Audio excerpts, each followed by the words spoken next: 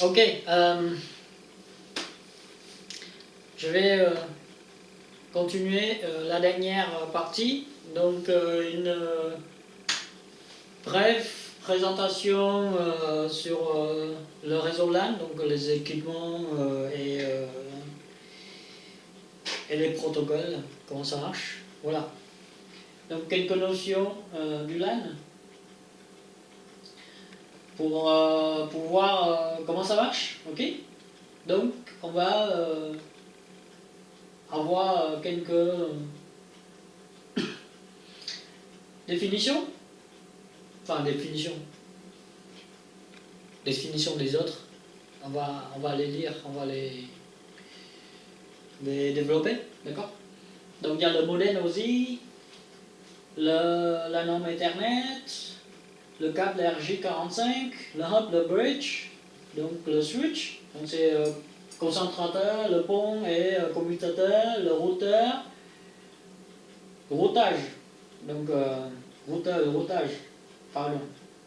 Statique ou dynamique, DHCP, DNS. Voilà. C'est parti. Alors, c'est quoi le modèle OSI? Le modèle OSI a 7 couches. Le modèle OSI, c'est un standard. Et donc, il y a 7 couches d'opération.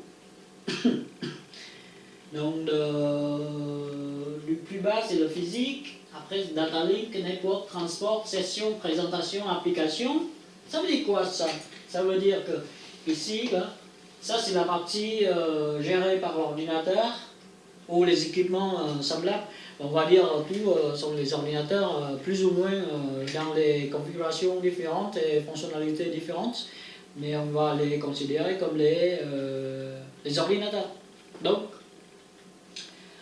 on va dire que c'est tout ça. C'est mouliné à l'intérieur de l'ordinateur, quelque forme que ce soit. Ah mince, alors j'ai écrit en langue chinoise et on va. Alors, ça, c'est la partie opérationnelle du réseau. Ça veut dire que network, le réseau, data link, c'est la liaison de données physique, voilà. Donc, on va dire application par exemple, quand je surfe sur internet, un navigateur c'est une application, d'accord. Derrière la présentation, comment il fait pour me présenter tout ça, pour ordonner les données, quel type de données, de fonctionnalités, de tout ça. Donc la présentation c'est derrière, mais donc voilà, il prépare pour me présenter au niveau de l'application. Session c'est mais quand on commence quelque chose, quand on commence à travailler, quand on commence à voilà, donc c'est une session. On ouvre et on clôture une session. Voilà. J'espère, enfin, même si c'est pas clair, c'est comme tomber le mot de passe. On commence une session de travail et quand on ferme sa session de travail, c'est que il clôt et puis il enregistre tout et voilà. Voilà, c'est un exemple de session. Ou alors, par exemple, si je commence à demander un flux de vidéo, quelque chose comme ça, donc je commence une session, par exemple, de réseau. Voilà. Et le transport, le transport, c'est les protocoles. Le protocole de transport, ça veut dire qu'entre les deux machines, ils décident de quel mode de transport et puis quel motif, on va dire. Voilà. Donc ils se mettent en accord pour se communiquer, pour s'envoyer des choses. Voilà. Au niveau de network, c'est en fait ça c'est le niveau du travail du routeur. C'est-à-dire quand on envoie quelque chose à un autre réseau, c'est le routeur qui entre en jeu, qui gère ces tâches-là,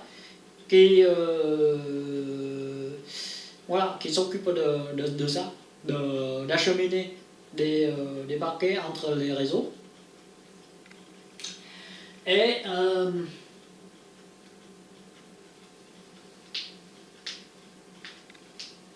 Data link, c'est le niveau de travail du switch. Le niveau de travail du switch,